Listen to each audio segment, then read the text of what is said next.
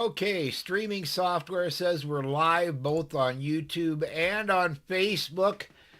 And so we should be getting out there. If you would please comment on either YouTube or Facebook so we know we're getting out there.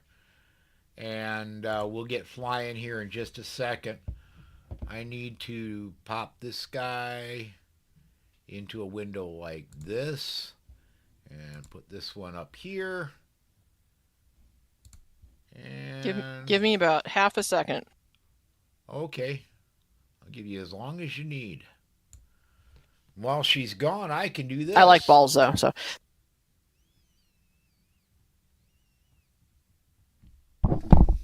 I totally heard that. I need to Good. give you a better. I need to give you a better sound bite. I'm not saying it's not true. I'm just saying I need to give you a better sound bite. It's gonna All it's gonna right. be hard to get one that's as fun to hit as I like this. balls though, so it will be challenging, but the way I run my mouth, it'll happen eventually. Sure. There'll be something. There'll be something. Still waiting for comments. Don't see any yet, but Yeah, do we we and have we anybody? YouTube side I can say definitely no. Facebook. All right. Let me check.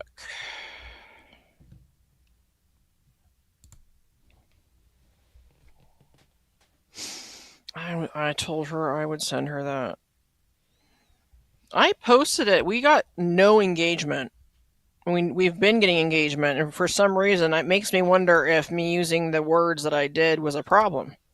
Yeah, and I just to create the video both on YouTube and on Facebook, I just copied and pasted yours because you're a much better wordsmith than I. Let's see. Well, if we don't get any viewers, Well, I think I'm we just gonna still do it so we drink can. this whiskey. If we don't get any viewers or comments here in the next few minutes, um, I say we just do it and do it for recording, and It works for me. we'll see if we get. Oh, hey, and I got TMC 4242 checking in on the YouTube side. And pop that up there. It says remembered. Hi, all. Well, hey there. So I know we're getting out on the YouTube side. Both Facebook and YouTube, if you're catching this, um, at any point during we're welcoming you into the conversation. Just add a comment if it's relevant to what we're talking about, or have talked about, or might talk about. We'll get it on the air. This is going to be a heavy topic tonight, so normally I lean towards if you say something funny, it's getting on the air immediately. Probably the same tonight, but it's going to be harder to come up with humorous comments because we're going to be talking a little bit about domestic violence. So, all right, Kat, do we need? I think I'm good on my end. Are we ready to fly on your end? And I got Randall Payne checking in over on Facebook. I cannot put. By the way, I can put Facebook comments. I cannot put Facebook comments on the screen, but I can put YouTube. All right. And I'm being told by one person that they can't comment on Facebook. And I do not Really? know if that requires a page follow or what the issue is. I have never messed with that as far as for the Reasonable Person podcast, so I don't know if they have to follow the page or not. But we're getting another. We got a second comment in from YouTube. Um, Okay. so I don't know why they can't comment on Facebook, but Randall was able to. So at least one Okay, I person got will. the algorithms on their side. I will go ahead and tag her in the comments before we get going. I'm not feeling a huge amount of pressure for us to start on time, so. Nah, we're already 5 minutes late, but Just I'm again gonna for blame you, viewers, or I can blame the cat. once we get going, I kind of try to keep the show to about an hour. Um, we'll be close to that. We may break, and depending on how Cat feels and where we're at in the discussion, we may do a short break and just fly off into another episode. So, somewhere between 1 and 16 hours is how long we're going to be broadcasting tonight. It Although sounds like a challenge. I do believe that, and Angie just says, here I am over on the Facebook side. Oh, good. Uh, Okay. um, I do believe Facebook holds us to under 12 hours, but Oh, that's sad. YouTube doesn't. Oh, now I'm They're just like, disappointed. if you got the wherewithal to do it, do it. So Alrighty. You want to kick us off with the usual, yeah, so we let me can go be ahead and semi quasi professional for audio? let me go ahead and fire this in, and here we go, guys. Going recording in 5, 4, 3.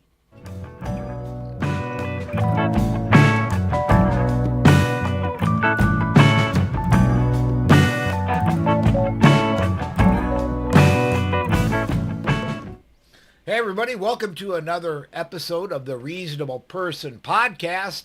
My name is Paul Lathrop. I am one of your co-hosts, joined by one more of your co-hosts, Kat Ainsworth. Kat, how's it going today? Oh, it's going. It's 50 today here in Texas, which is Hush your apparently cold mouth. for us this year. It's 70 tomorrow, Paul. It's 70. Hush your So mouth. it's going. It's the worst deer season ever this year. Terrible. It is, What is it there? as of this moment in time, at a little after 7 in the evening on Monday night, it is 28 degrees. And over the last 2 days, we've had 2 snowfall instances here in Sioux Falls, and we've got another one coming tomorrow night, possible blizzard conditions. So I don't want to hear about 70. You can keep your snow, but I need the cold temperature because the deer are just like screw this and they're not doing anything. It's starting to tick me off. Yeah, So well, deer are all over up here because they're looking for their winter forage. oh And yeah. they're just smart enough to try finding it in the middle of the highway. So Of course. Of course. I have yet to hit one, knock on wood. Hasn't happened we yet. we had a deer strike. I've had an I had a deer strike in my big truck years and years and years ago. Although it was actually an antelope, not a deer. And God. we had a deer strike coming back from Gun Rights Policy Conference 3 years ago, 2 years ago. What did the peanut gallery say?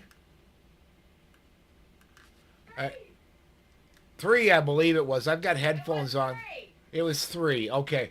Um, I've got headphones on so I can hear Kat. I can hear you wonderfully. I just can't hear what else is going on in the room.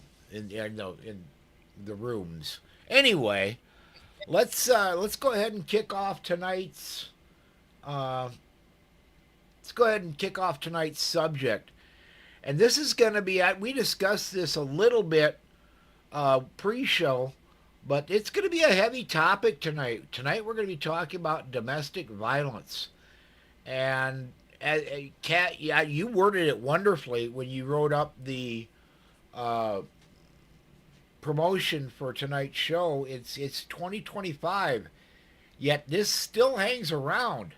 I have a feeling we're going to be dealing with this and the effects of domestic violence as long as there's humanity still on the planet. I don't think it's going to necessarily go away. I think it's a lot of it is educating our children correctly and having our children brought up in the right environment.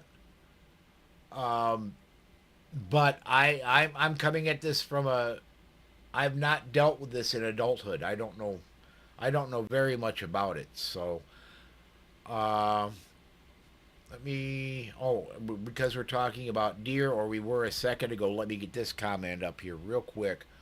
Law Dog's write up of witnessing a deer interaction is memorable.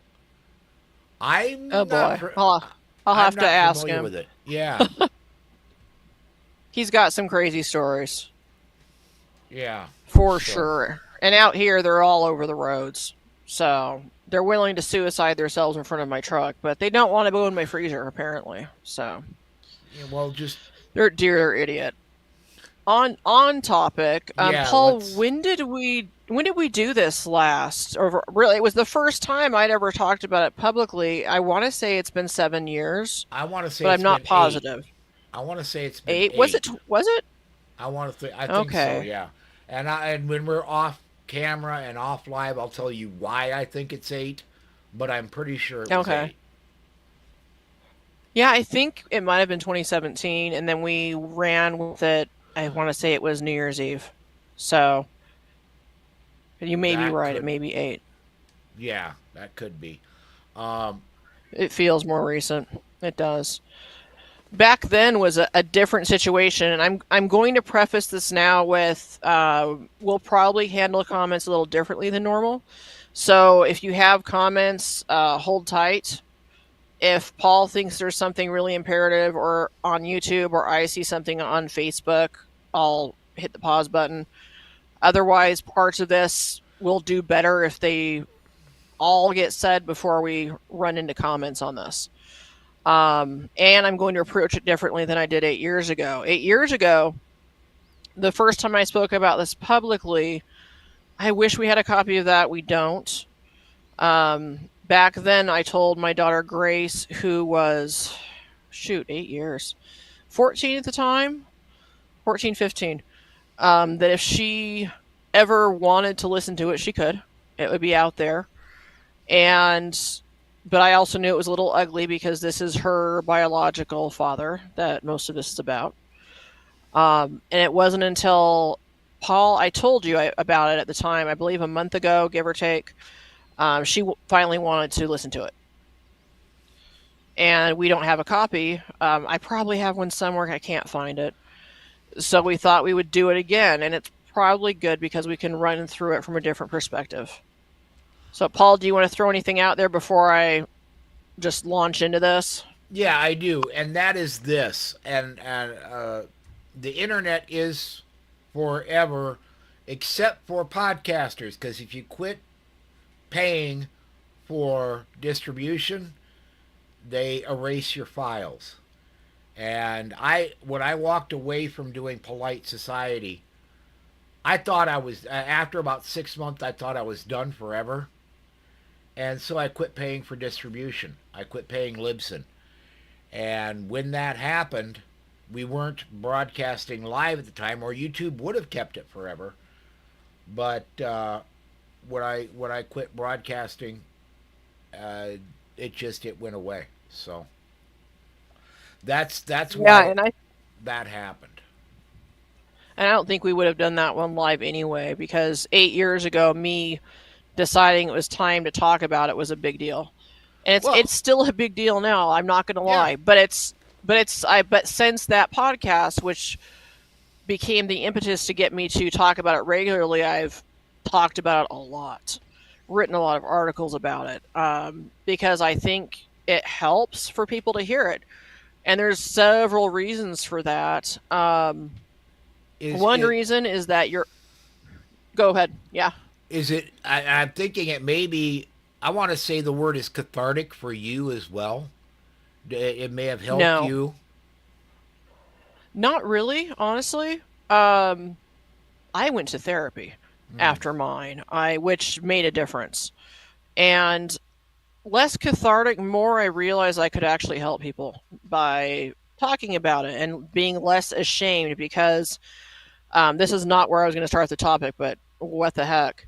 There is a lot of shame with abuse. You feel guilty and stupid and ashamed and like you should have seen the red flags, and quite frankly, you do not always see the red flags. Anyone who thinks that someone who's abused walks into it knowing what they're getting into is an idiot. Um, and it's not always physical abuse. And any psychiatrist will tell you that it's the emotional and mental side of abuse that is much harder to recover from. Your bones knit, your bruises heal. Mentally and emotionally, it damages you for years and it leaves scars and memories for life. It's changed parts of my personality for life, mostly for the better, frankly. But the shame part is real. And I don't know who, I don't think we have a lot of people watching this right now, but I will say that it is a common misconception that if you're a strong woman, you have a dominant personality, you don't get abused. And that is absolute crap. All kinds of studies have shown that, especially people with narcissistic traits, um, specifically target strong women because they see someone they can leech off of, feed off of, use to supply their ego. That person will, they know that person is going to fight to save their relationship, to keep things taken care of, and it helps them, it feeds their ego. And it's more fun to break down a strong person, right? So it is a major misconception that needs to stop because there's so many women who are far from weak who are abused. Happens all the time. Paul, you And look like you're going to say something. it can even happen in the gun world with people who are Second Amendment advocates and shoot regularly and are there's one lady and this happened right around the same time we did your episode that you and Bell McCormick talked about your experiences. I'm trying to remember the name, and y'all, this is my memory is not the greatest in the world. Tactical Tissy, is that right? Does that ring a bell? Tissy. Yeah. Yeah. Yeah, Came Tech out Tissy. and She's said that, vanished now. yeah, she came out and said that she was a victim, and some really uh, horrific pictures she posted, selfies that showed her taking a lot of abuse. And so it can happen even if you're into self defense. It can happen to you. It definitely can, and it's hard to explain if you've never been there. And it's just difficult. And for me, I'm going to start this differently than I ever have. I've told this story on Facebook once. I've never otherwise written or spoken about it publicly. So my first exposure to domestic violence was actually in the early 80s, which means, of course, that I barely existed. I didn't know what was going on around me. But my grandmother, her daughter was just brutally murdered by her husband on Thanksgiving. This was Mm. in Spokane, Washington. The case is out there if anyone's ever curious about it. He went to jail for a little bit, not as long as you might think. And it turned out that my grandmother had spent all kinds of time trying to get her away from him. And I did not hear the full story or get all the graphic details until I was much older. It was mentioned in passing about because my grandmother married into the family, so I was regularly reminded she was my step grandmother. But that's a topic for another time because that ticks me off. She was a wonderful woman. So that was my early exposure, and as I got older and learned a lot more about that, it really showed the dark side of it and how easily he got off. He really got off easily. And he's last I knew, which was this is a few months ago, he's still living in Spokane. Um, it's terrible. And after that, I, went to college, met a boy, stereotype stuff. He was a pastor's kid, also not uncommon. In case anyone's like, "Oh, a pastor?" Yes, not uncommon. Sweetest boy. I mean, we were teenagers, and it went horribly, horribly. Started going sideways as soon as we got married. Um, and it took me years to even realize what was starting to happen. And I can do this one of two ways. So, Paul, I will let you call it. Do you want me to hit the somewhat ugly high points and go from there? since we have limited time, that might be the way to do it. And then if people want to chime in, they certainly can. We are only 13 minutes into a 1 hour show. We got 45 minutes to play with, and we can always break this up into a multi episode show and do 3 or 4 episodes, and then we won't have to record for a month. Uh, your That call. works. Yeah, let's just go to it then. I'll just wing it. Okay. So for the high points, some of the things that I have learned that are not the kind of lessons you want to learn. Perhaps one of the most important is you can be raped when you're married. My ex really got off on fear, and I started having anxiety attacks around him because of how he was acting, and he loved that. And it was not until I was completely away from him and divorced that I got some help and realized, oh, you can be raped. Just because it's marriage doesn't mean it's, do it no matter what. That's something a lot of women need to understand. And frankly, men can be raped too. Everyone needs to remember that. The reason I'm doing this from a woman's perspective is because I'm a woman. It would be absolutely disingenuous of me to take this from a man's perspective since I can't. Men get abused too, so keep that in mind. Anything I say, it goes both ways. Doesn't matter if you're a male or a female, it goes both ways. So, aside from realizing that yes, you can be raped, there's also the fact that things you might not realize are abuse at the time are. Sometimes it's small things. My ex would get quite upset if I didn't straighten my hair. I have naturally curly hair, and straightening it is a pain in my butt. Um, he preferred it straight. So I look back at pictures from that time frame, and my hair was always flat iron straight. And as soon as we split up, I stopped doing that immediately. It's a little funny if you look at photographs. They will control your appearance, they'll control your clothes, they'll control your food. When I was pregnant with Grace, um, I had this craving for ice cream one night, and it was a high risk pregnancy. If it could go wrong, it was going wrong, and I was on semi bed rest. And so there I am. I went and got my vanilla ice cream. I'm in bed, and he walked in. He looked at me and he said, "Should you really be eating that?" Now you have to understand, back then I was probably like 135 pounds soaking wet before I got pregnant, and I'm tall. And I remember that feeling of shame. And now, if you're listening to this and you've never experienced it, you're thinking, "How is that shameful? Why is that a big deal?" It's because they whittle away at you, and the judgment, and you also know that you're going to hear about it if you keep eating that. And I sat there, and my ice cream melted. And he said, "Well, aren't you going to eat it? You got it." And I'd lost my appetite. It was like flipping a switch. And he said, "Well, it's good. You shouldn't eat it anyway." And he took it away. It sounds minor, but it was abuse. And something people need to understand is those small things are abuse. If you have to make sure your child's toys are picked up and put away before he gets home from work because he'll get mad that a child lives in the house, that's abuse.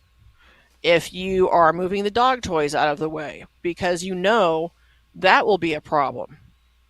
Anything that might set him off, make him angry, flip his mood from either neutral or cheery to just grim in an instant. All these seemingly minute things are abuse, and it teaches you to walk on eggshells. And you always have that tense feeling. Nothing's ever quite right. They're coming home at this time. You're looking around trying to figure out what you need to do to hopefully have a smooth transition into your evening. Hopefully, you can stop anything from happening.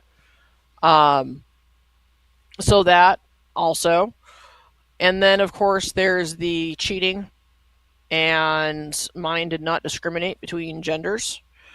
Um, fantastic lying about it, absolutely smooth. And it wasn't until after we split up that I had confirmation that I had been correct. But they make you feel crazy. I would never do that to you. I hate that you think that. What's wrong with you? Are you doing something? That's how it tends to go. You start getting accused of what they're doing. And the list is long. It's very long. And Paul, you look like you want to say something again. No, well, I do have a comment I want to get in here in just a few seconds, but um, the accusing you of what they are doing, that again sounds almost like a human condition thing to me, where uh, that's that's something that when somebody is doing something wrong, they'll try to justify it in their own mind that everybody is doing it, and so they will they'll accuse other people of doing it. Let me, if I could, I got two comments from the YouTube side and one from the Facebook side that I can see. Let me get. I cannot put it on screen again, but Angie says gaslighting, and that's exactly It's what what it that is. is. You feel crazy, just out of your mind. You question your own reality. And it's just impossible to explain. If someone hasn't been there, they'll just say, well, of course you know that. Well, no, you don't get it. They will literally move your keys so you think you're getting really forgetful. Sometimes it's big things, sometimes it's small things. But where are your other comments, Paul? I got to get this one in from the YouTube side. Patriot from Warsaw says the gun community is full of toxic people. Not all, but a lot. You know what? This is not abuse. This is something that could have been turned into abuse. I'm not going to name names, but I was at a Second Amendment function in Florida and was a part of who was supposed to be speaking there, and I did speak there. Um, when a person who is also active in the Second Amendment community, a friend of mine and a really big name that you would absolutely know if I said it out loud, was approached by another person of a different gender who was screaming and making a scene, and it's I know the person who was being accused, and I know for a fact this could never have happened. And yet, horrific accusations were just flying. Um, so I'm going to say toxic can span. I mean, yes, is toxicity does exist, but it doesn't matter whether you are male or female. You can be equally as toxic. Um, Let me see here. Let me get one more comment in again from Patriot from Warsaw. And he says, and I don't know if it's going to be able to get all of it on the screen, but he says, this sounds like something similar to what Phil Robertson was doing when he was an alcoholic. Bill Robertson from the Dynasty. He lived a true testimony and changed his life around 180. Well, I got to admit, I've never seen Duck Dynasty. I know the name Robertson, but I don't know. I don't know anything more than they had a reality TV show that was about being a Southern hick and hunting, and that's about And they all have I a know about the Robertson yeah, family. and they have a very dramatic booth at Shot every year. It looks like a giant tree. So, I've at least it never does to me. I've been to Shot when they're there, but I've never made the and for those of you who haven't been to Shot, Shot is massively huge, and to get where you got to go, you got to plan your day out. If you want to talk to Glock and Smith and Wesson, and you want to talk to oh, I don't know, somebody from a camel maker. You're looking at probably 3.5 miles of walking just to get that triangle made, and maybe a couple hundred vertical feet. Yep. It's a thing. And you're talking about Shaw, on the toxic gun community thing. Yes, there are a lot of toxic personalities in the gun world. I think it's because the firearms industry attracts personalities that are actually dominant and personalities that want to be or believe they're dominant, so they are like the little dogs that are yapping, yapping, yapping, and they're bullies. Um, I do think it's a problem in the industry. I don't think it's as large of a problem as it is in some other industries. I know some awesome people in this industry. Um, I know one who helped me get out of a situation. He's a fantastic guy. And I've made my best friends, including Paul, despite me leaving you alone, during the active shooter teamwork, to die. But I've met great people. So, I mean, yeah, there's toxic people, and you will hear me complain about it privately sometimes, but by and large, it's my family. And the biggest problem I see is that we fail to call people out like Taryn Butler. He continues to make money and have a name for himself. He should not. He should not. We are not good about calling out the guys who are sexually harassing and abusing. We're terrible at it. We have short memories, especially when money's involved.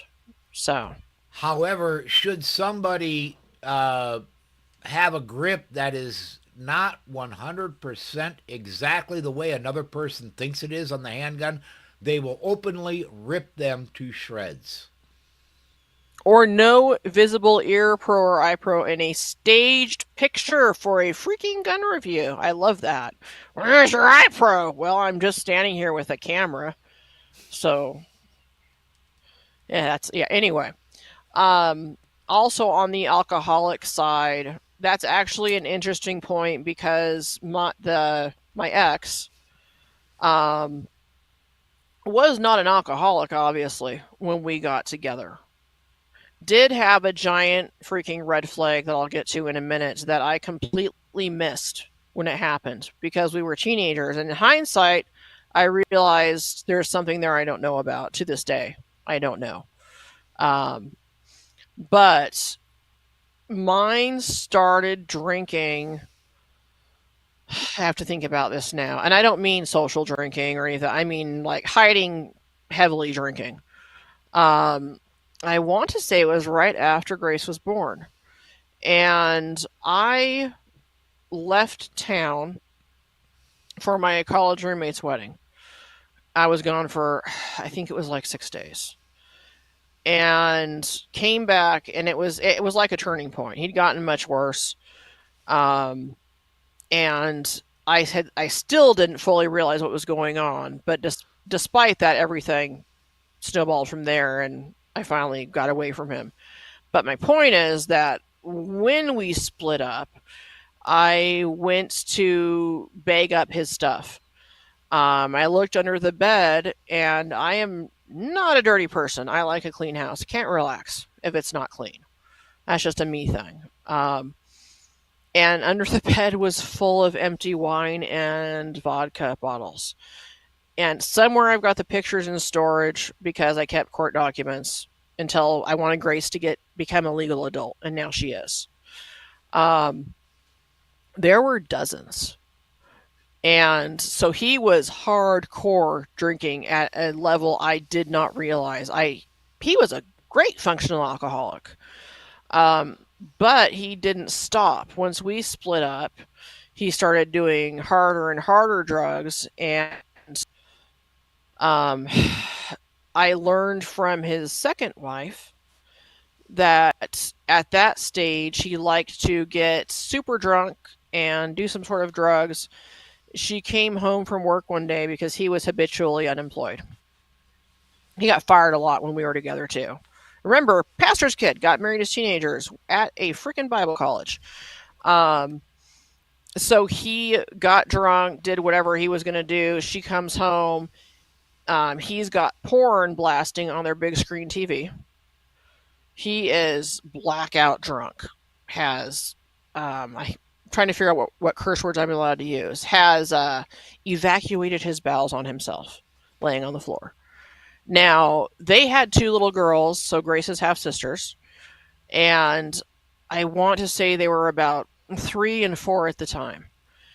Who he was sitting there doing this with, watching the porn and getting drunk and high, while the two little girls sat there and watched it with him. I cannot tell you when she told me that how relieved I was I got it when I did. So if you're dealing with a situation with someone who is a functional alcoholic or not functional, whatever, um, take it seriously because you can't say, "Oh, he'll change. He promised he would change." Sure, but I've also been in a relationship with someone in a dry drunk. So a real alcoholic does not have to drink to act drunk and to have all those behaviors. It's not a fun relationship to get into. And it can make it hard because you think, well, he's so nice when he's not drinking. Great, but he is a monster when he is drinking. And although not every case will be like my ex, a heck of a lot of them are. And I feel very fortunate that I missed that escalation because it went from there to shooting up drugs on the street, homeless in Seattle. Last I knew, he was living with multiple other adults, still in Washington State. Let, And as creepy as all get out, if you saw his picture, creepy, creepy, creepy. The boy is gone. The pastor's kid is gone. let me ask this, and I'm going to blame you because you posted the question and I used it as the catch the for YouTube. This is 2025. Why the hell doesn't she leave? Why didn't you leave earlier? For me, and this is not indicative of everybody, okay? I was, and I can actually give you two contrasting things here. So, one is I was raised in a very religious family. You do not get divorced. You do not get divorced. It's wrong. If he beats you, well, I guess you're just going to have to go get an ice pack. Um, he's emotionally abusive. He's sexually abusive, whatever is going on. You need to work that out. God will not let your marriage fail. And if you just stick with it, you'll be doing the right thing. If you get divorced and get in another relationship, you're a whore who is committing adultery. And that's how I was raised. Um, and I can hammer that home by saying that when I finally did leave him, I was sitting in my lawyer's office, and this was in Kirkland, Washington. Some of you who are listening are going to know exactly where that is. Nice part of Washington, nice area. It's where Kirkland's signature originated for Costco, which is a funny aside. I'm sitting there. I'm in my 20s, okay, and my father called my cell phone. Back then, we just had the little flip phones, because it was 20 years ago, and told me that if I filed for divorce, I was disowned, I was out, I was everything. It was absolutely not allowed. And this is while I'm sitting there with my lawyer and we're drafting up papers. And I should point out that my biological family knew exactly what my ex was doing. They'd witnessed it for years. But I was raised that it does not freaking matter what happens, you stay. Turn the other cheek to an extreme. Also, not a pro gun family. Um, and then the other side of that is the trauma bond is real. And I kind of hate some of these phrases because they're things you learn in therapy, they're things you learn when you're working on yourself. And thanks to the social media and TikTok and Facebook Reels, a lot of them have become these buzzwords. And people throw them around without really understanding them. So, this man or woman who got turned on when you had a panic attack and thought this is a great time to rape her, um, you still, part of you at least, still loves him. You may, and this might be TMI, but you may not even be attracted to other men. You are still attracted to him. You know he is a bad guy. but you still love him and you still want to be with him. And it's not as much that you love him, it's more the idea or the potential of what could be. That was something I had to learn in my early 20s was um, getting mad and grieving not what I had, but what my brain thought it could have, what it felt it should be. And trauma bonds are also for me difficult to explain.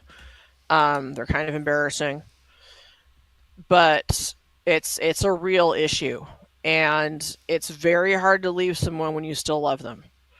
And I mean, truly, deeply, desperately love them, even though you're logically aware this is not rational, but you still love them, and you love those little. It's called breadcrumbing.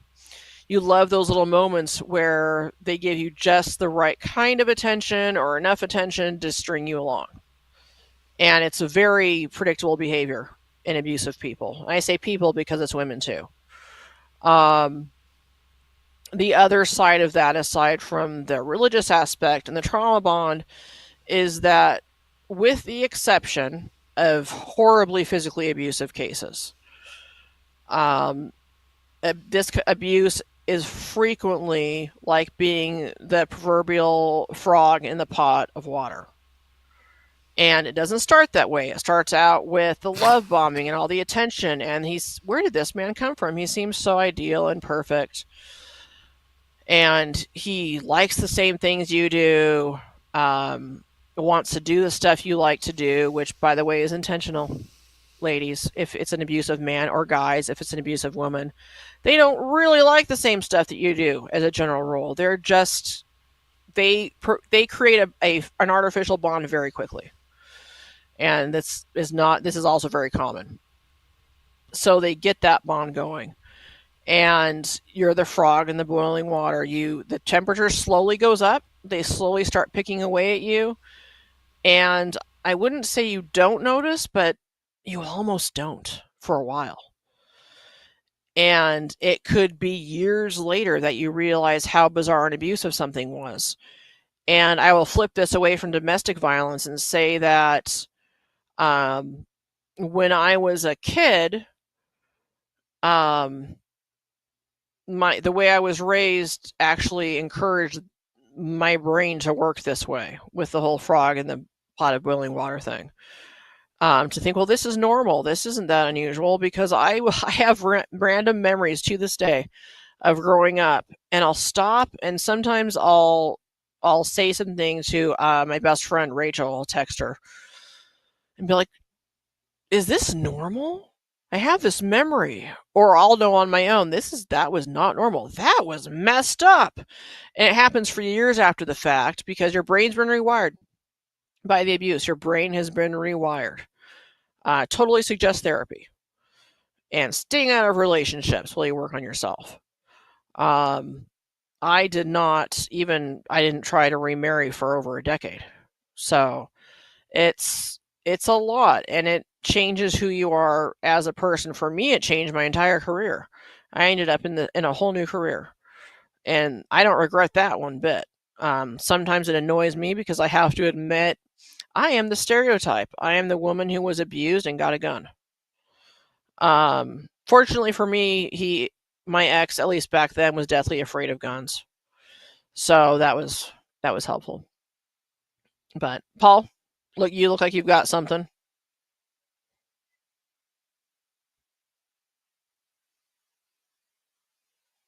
I think you're muted.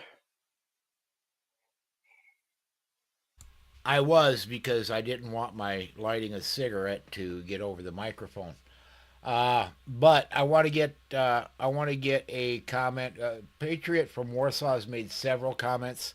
I want to get one in particular up here, and he says, "Rise above pain and the past."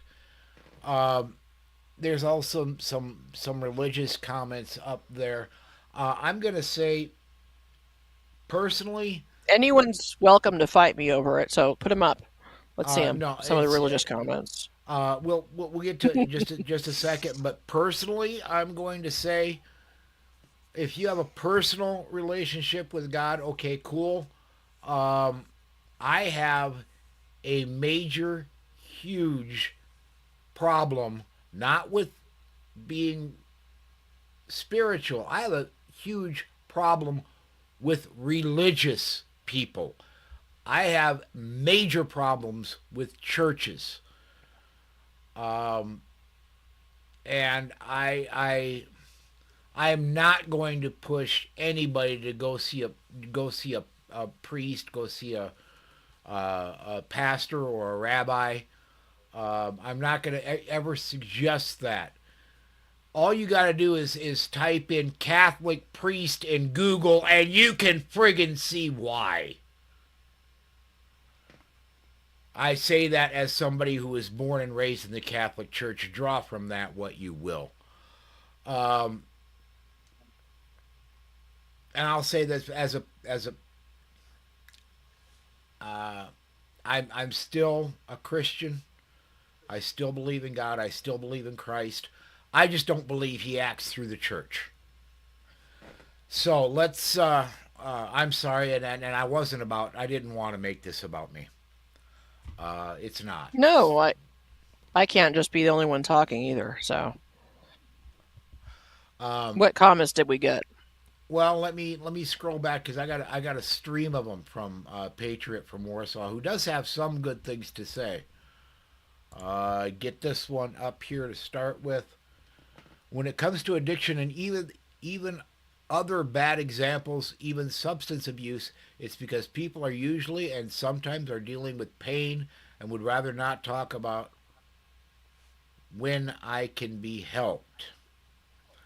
Uh, Sometimes. yeah, it's self medication. Yeah, Yeah. there are. I don't.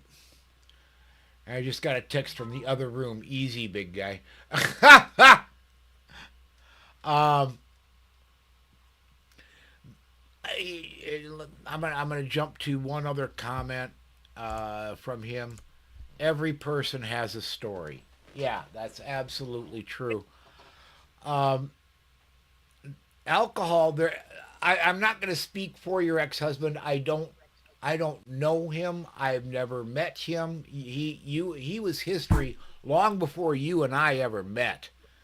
Long before I Yeah. believe I'd ever heard of you.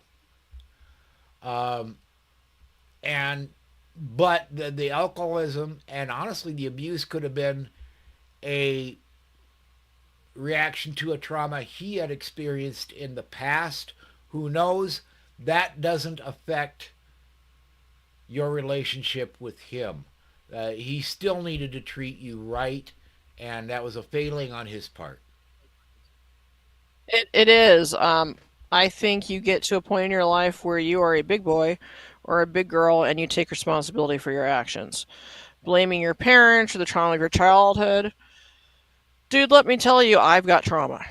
Um, I put effort into not being a jerk, and I don't always win that battle.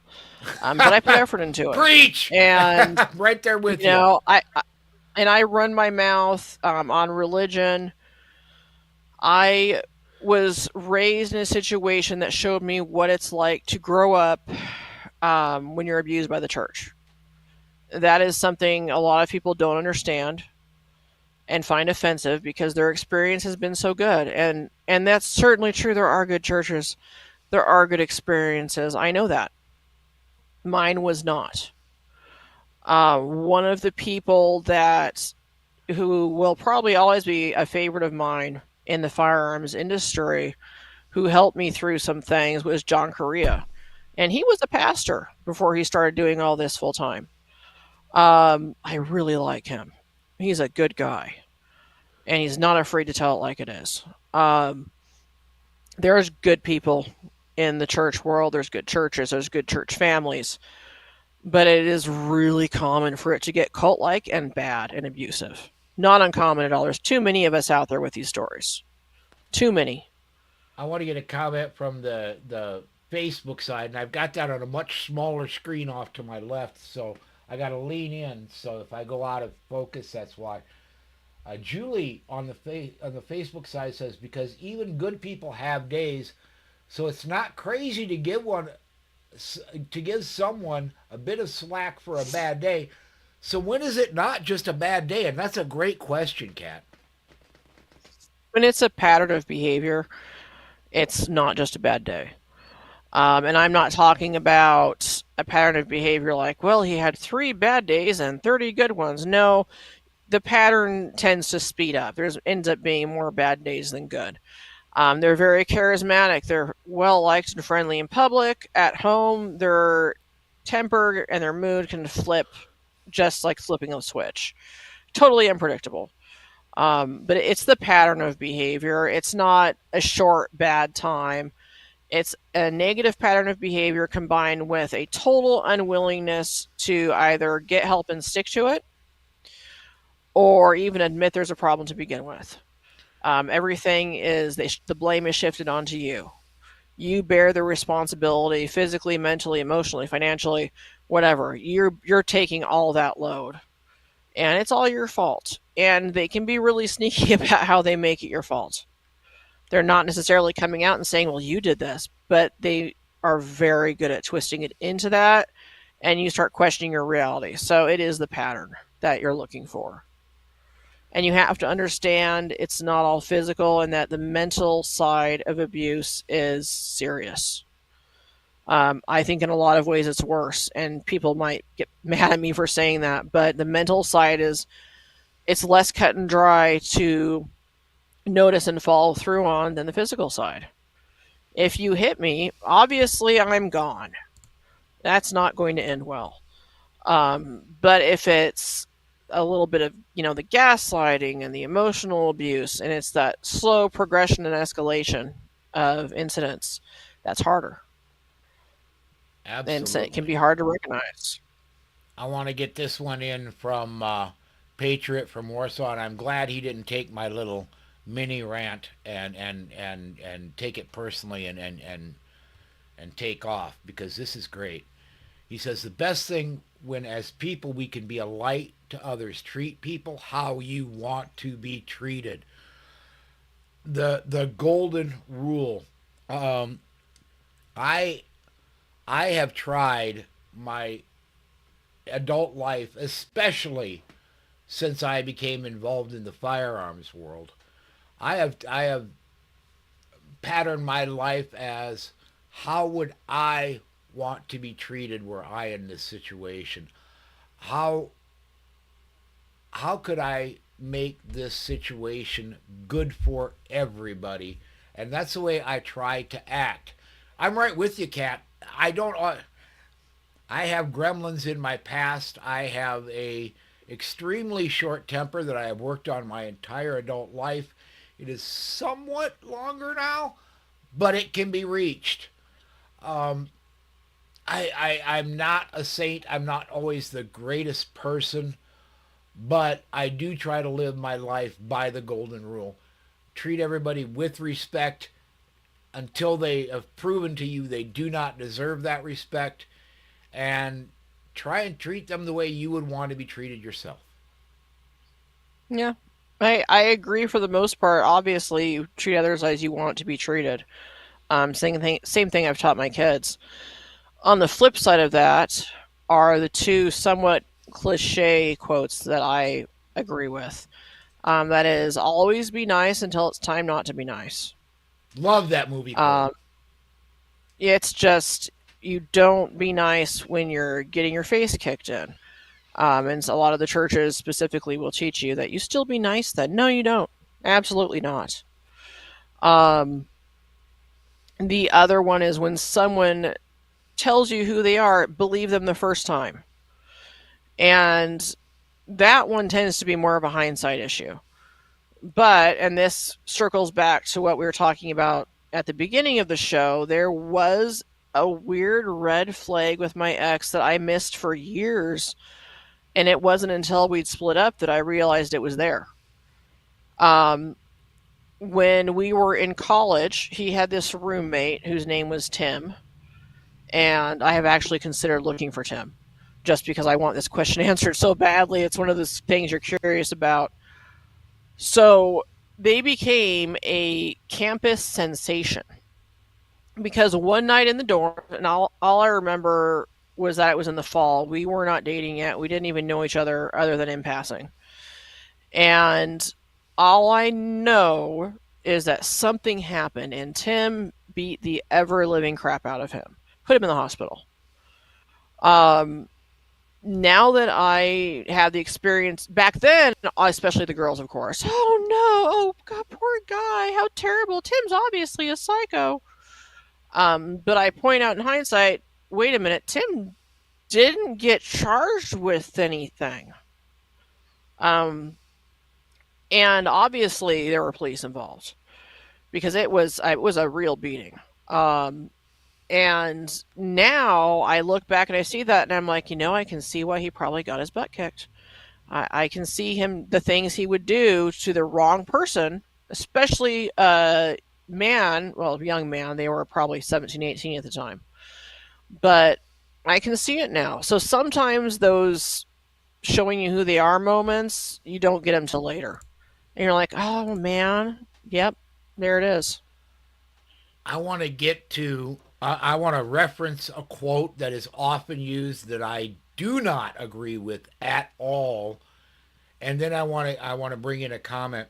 When you were going through that one popular quote that entered my mind that I vehemently disagree with is violence is never the answer. My corollary to that is sometimes violence is the only answer, and you'd better be really, really, really good at it. Because if you're not and you try to use it, it will hurt you.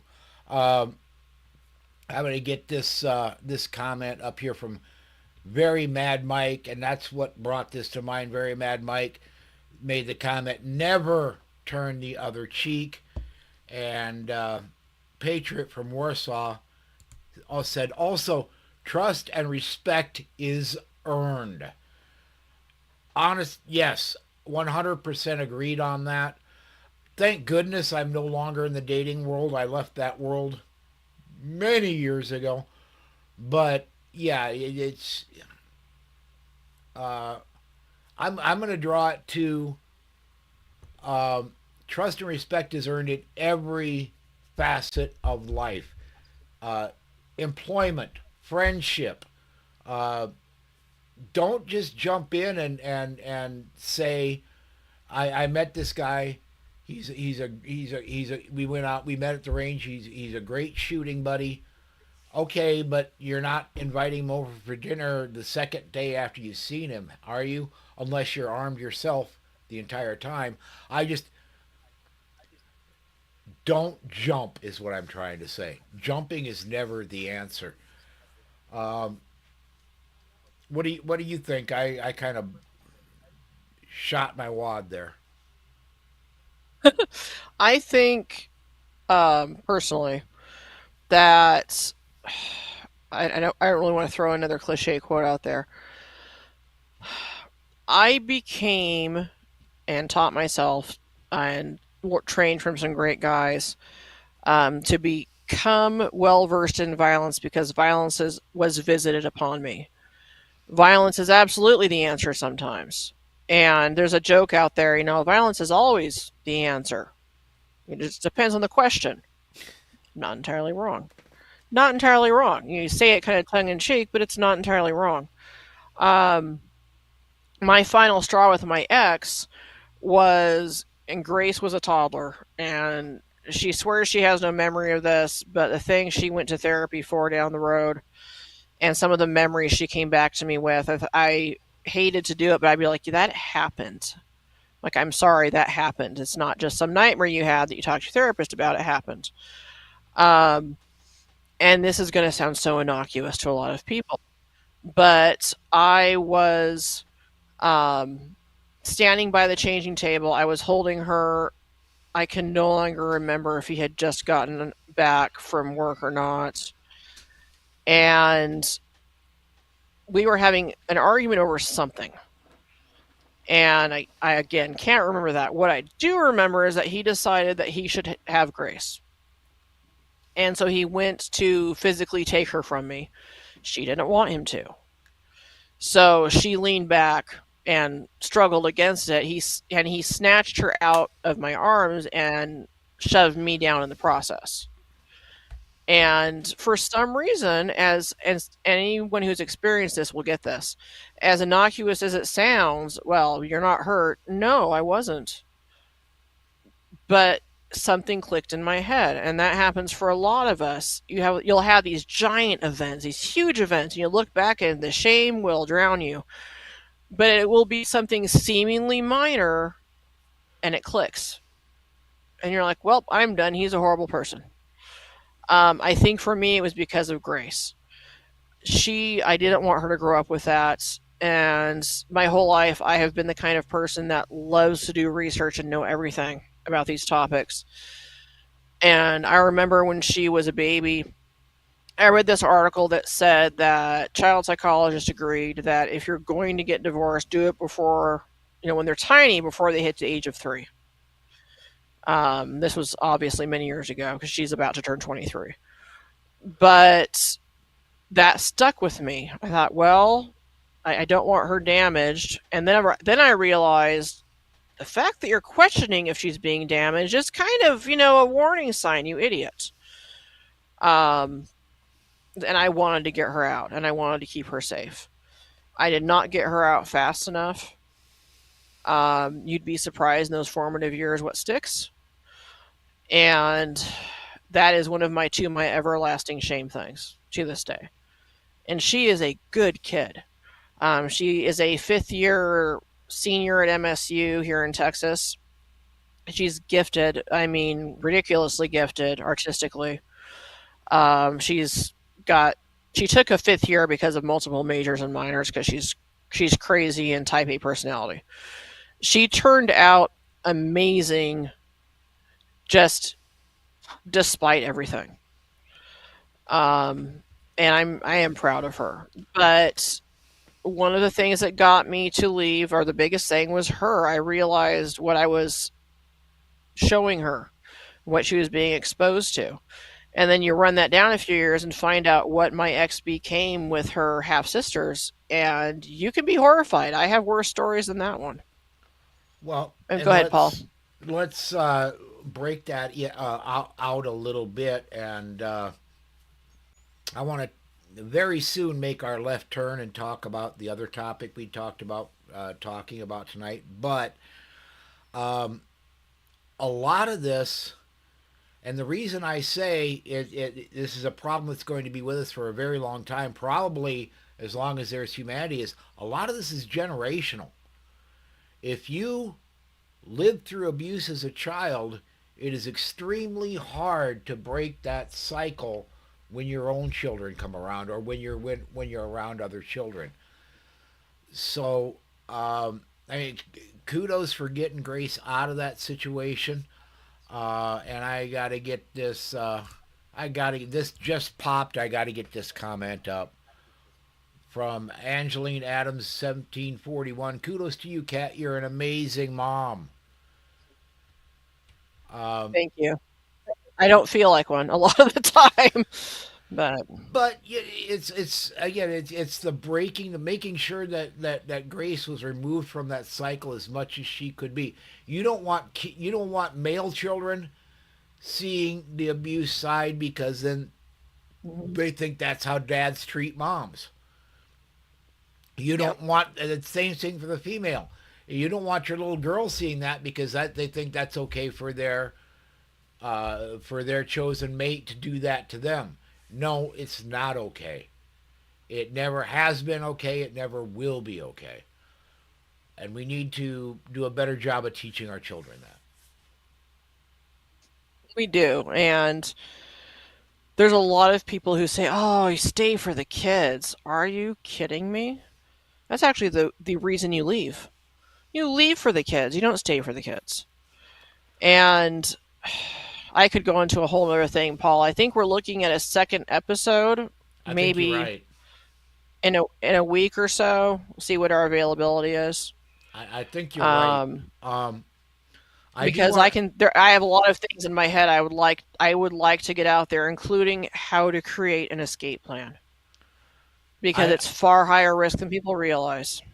I want to going back to old tropes and quotes. One thing you hear a lot is I would die for my kids. Yes, but would you live for them? Would you be an That is example it. for them? That's a That's lot it. harder than dying for your kids, living for them. It is. It is. And that's something I have said more times than I can count over the years is that's just fantastic. So you're willing to martyr yourself for your kids, whether literally or metaphorically. And so once you're broken, either completely, in the dirt or just mentally and physically broken down, who's protecting your kids? It certainly isn't you. Who do you think your abuser is going to move on to? It's just how it works. And not to mention, your kids will try to shield you from it because the kids aren't dumb. So you won't even know the full extent of what's going on with your kids. It's a vicious cycle, and it's hard to admit that you're in it. It's hard, Absolutely. but it's vital. So, and this did not start from episode 1. I think it was episode 2, but I see this continuing as long as we keep doing this. We have and tonight has been a very very heavy topic, and there's going to be more heavy topics to come. I'm not going to shy away from that, but I like to have a little bit of lighthearted conversation as we get ready to wrap this one up. Kat, fudge, nuts or no nuts? No nuts. No nuts. You Nuts are must gross. you Disgusting. must have nuts in your fudge. They must be What there. kind? Like Walnuts. walnuts? Walnuts. Oh, that's the worst Absolutely. kind. They're all wrinkly and gross. Just disgusting. I like Ugh. balls though, so not the same thing. Not the I, same thing. I'm just saying. um, sorry, I just that entered my head. I had to push the button. Um, no, it absolutely the richness of the chocolate with the saltiness of the nuts. It brings out more flavor. You must have nuts in your fudge. See, I disagree. I have a recipe that is my great aunt Janet's recipe. It's so rich. I mean, you can't eat much, and you're like, "Well, I'm sick now." But it's a great recipe, and no nuts. I think putting nuts in fudge is just blasphemy and wrong and sick. But I also think that biting into a wonderful cookie that you think will be just fabulous and finding nuts is also a travesty and a crime against humanity. Unless we're talking about like white chocolate macadamia nuts, I'm cool with that. Otherwise, there better not be nuts in my freaking cookies either. You know, And I and say this as Paul, are you somebody come right at my desk, right sad? beside where I broadcast. I have trail mix and a lot of trail mix. Matter of fact, I've got more in the other room that I haven't brought in here yet. When I'm editing Have a the cat. shows, yeah, that's right next to me. Yeah, Uh, I just can't. I can't with you. You probably think fruitcake's good too. eh, You're probably one of those. eh. I mean, I'm not anti fruitcake. Pete over at Gun Website says nuts take up volume that could have been more fudge. Thank you. Thank you. And it It's puts a weird texture. Fudge isn't supposed to have brittle texture. It's not crunchy. Fudge isn't crunchy. Fudge is supposed to have some crunch to it. Absolutely. Ew. That's just sick. Okay, so who makes the fudge in your house? Do you make the fudge or does Susan make the fudge? It depends on, well, right at this exact moment in time, no fudge is being made in the Lathrop household because we don't have an oven. However, Susan is generally the one that makes it. She does more desserts. I use oven more for proteins, for doing things Mm, like finishing a pork loin. makes sense. Makes sense. But yeah, I will. This is another hill I will die on is no nuts. Yeah. Nuts and fudge are a terrible thing. It ruins it, just ruins it. Nuts are for things, like I said, white chocolate macadamia nut cookies, peanut brittle. obviously. Chex Mix can have honey roasted peanuts. But if we're talking like desserts like fudge, that's an what? What'd Susan say? She's commenting from the other room, pie caken, which is a dessert of hers that I absolutely positively adore and cannot wait until later this week when we have an oven again and I can partake. And again, it is a pie baked inside of a cake, and both of them are done perfectly. The pie isn't underdone, the cake isn't overdone. She makes a cherry pie inside a German chocolate cake that is out of this world.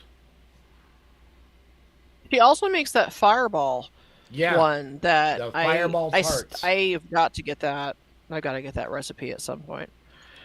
It's I can. fabulous. And in case anyone thinks we're making light of stuff, we're not.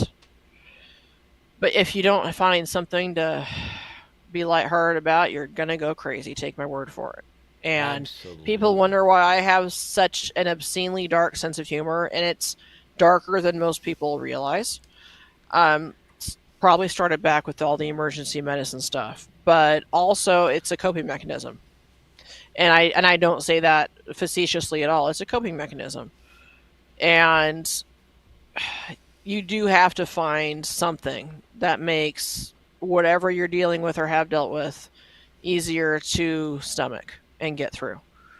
Um, we're not done with the topic, Paul. You think let's do part two for the next podcast Absolutely. Let's if do we're if that. every if we're good with that. There's Absolutely. so much more ground, and I would also like to hear from anyone who has a particular direction they'd like to see it take, so we can take that into consideration. I got to get Tom's comment from Facebook in here. He says, nuts and fudge are like beans in chili. Amen, Tom. Beans belong in Oh my chili god. and nuts belong in fudge. I can only say this is my dad we're talking about, right? Yeah. I assume. Ah, oh, shame, shame, Now, embarrassing shame. the And I the know. he could be saying they don't belong there. He could be saying they do belong there. There is no that he very carefully worded that. Ah, shame. He And he's not Tom advocating and for either Diane are my side. they're my bonus parents for anyone who's like, what the heck? And I know that Mom has been baking, and I am excited about this. And I'm hoping I can get some cookies this year because last year, when the box from Grandma came, Bo stole it, ran across the house, and started shoving them in his mouth. So Oh, hopefully this year, maybe the child does not eat them all. one can hope. Well, let's go ahead and let's wrap this one here. We're just over an hour, about an hour and 7 minutes into it. It'll shorten up for podcast listeners, those that don't catch us live. I do some magical tricks that shortens the time up a bit, but we're still, even for podcast listeners, at an hour. Let's go ahead and wrap this one up, Kat. As always, it is fun interacting with you, even though we had a really heavy topic tonight, and I truly am looking forward to doing the next one. I am too. It's a good topic, and there's a lot to talk about. And 'tis the season because DVs rise more than 20% during the holidays, so it's the time to talk about it. All right, we're going to shut this one down for now, and we will catch you next time.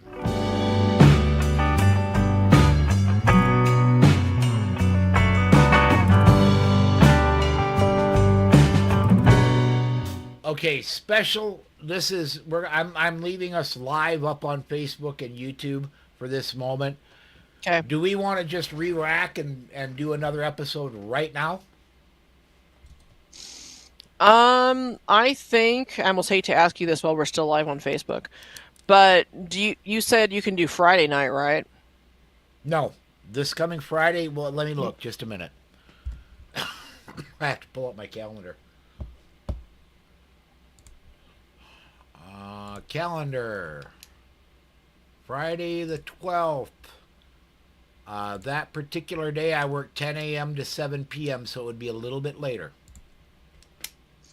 Okay, that's your call then. Do you think you're able to reboot for that, or would you prefer to keep going?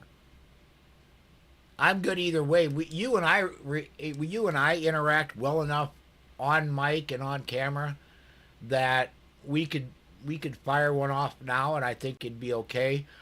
I do like the idea of taking a few days because we can both think of topics we want to hit during that time, and Yeah. and get at least some time for each of those. Yeah, So I think so. I think if unless there's someone that wants us to keep going tonight, I'd say let's hit pause so we can regroup and make sure we cover everything because we can't do 10 episodes on this. We could do 2 or 3. yeah, Make sure we hit the salient points. uh, okay. I'm just looking over at Facebook. Tom says, "Hey, beans are an abomination in either." Yeah, I don't want beans in my cookies. That would be disgusting. Truly.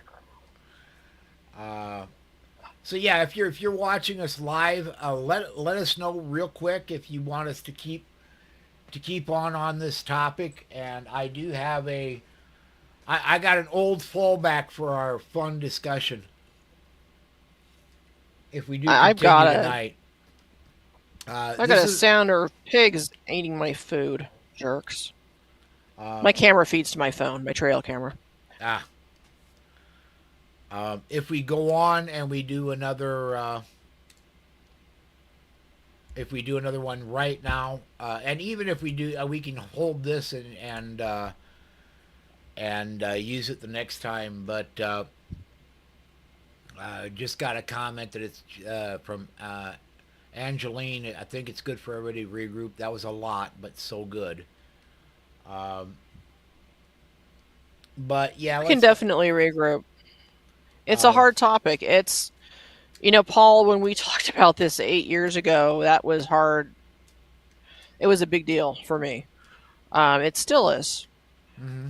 You mentioned earlier about the whole cathartic thing. I tell you what, it's less cathartic and more feeling driven to get it out there so people don't stay stuck in these relationships.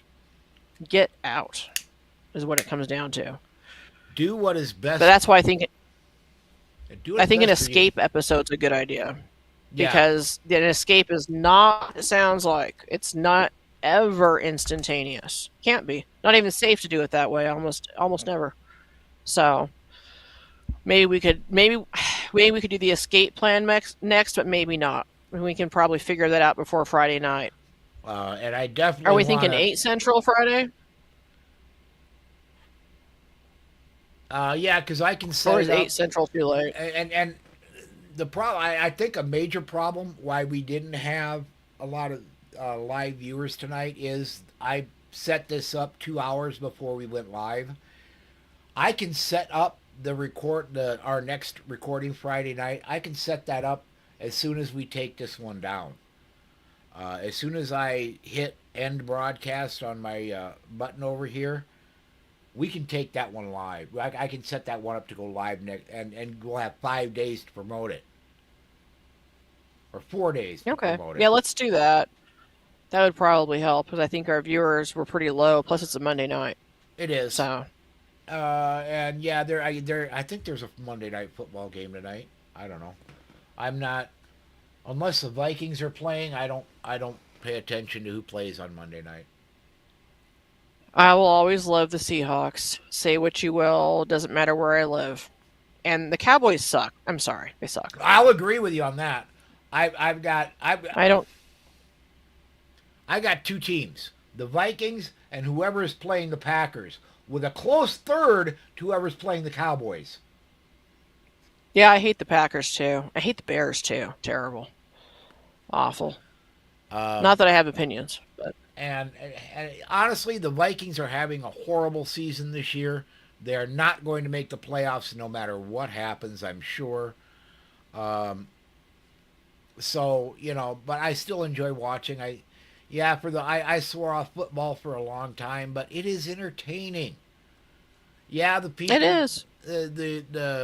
the divas that are playing. Yeah, the rules don't apply to me. I can do whatever I want. Yeah, that's there, but I still like a brewski on a Sunday, and Ooh, I'm just realizing and I probably should be saying this during an episode, not this, but so the church I grew up in was frequented by the Seahawks.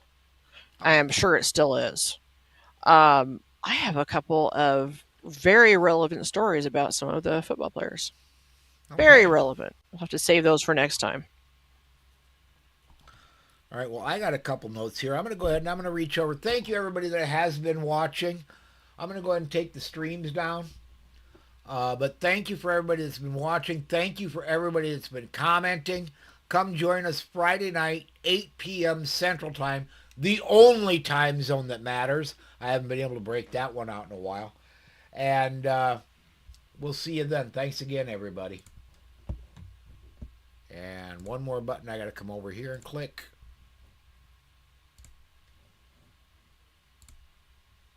And we are clear of the streams.